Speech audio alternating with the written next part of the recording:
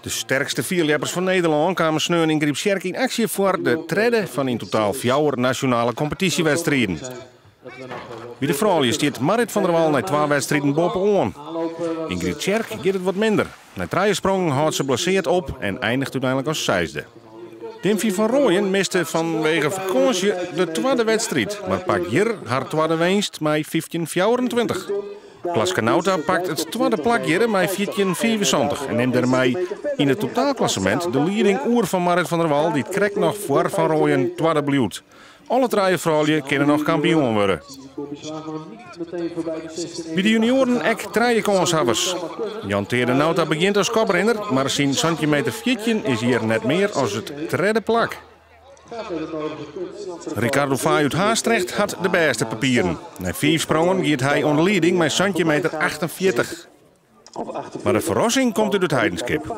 Freya Kramer komt in zijn allerlaatste sprong naar centimeter 55. Hij wint de wedstrijd en is echt de nieuwe koprenner voor Nauta en Faai. Het lijkt wel alsof hij verder is. Je weet het nooit, hè, Freya Kramer? De senioren winnen goed op dreef. Anne Galema begint de wedstrijd met een prima sprong van 20 meter 49. De insprong leek niet geweldig te zijn, maar het pakt nu wel heel erg goed uit hier voor Anne Galema. In de 2e ronde doch Bart Helmholt het nog beter. De winnaar van de eerste beide nationale competities komt hier ta 20 meter 55. En dat is dus correct verder als Galema. En die afstand blijft lang staan.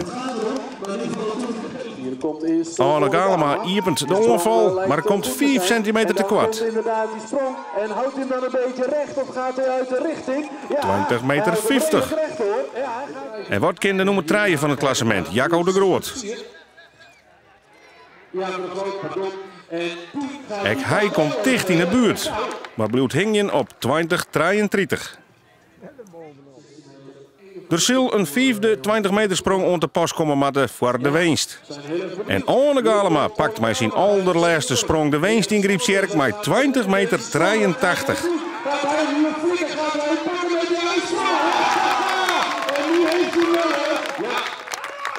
Ja, dit is ook wederom, hè? Ja, dat lijkt mij ook. Ja, laat dat voor duidelijk zijn.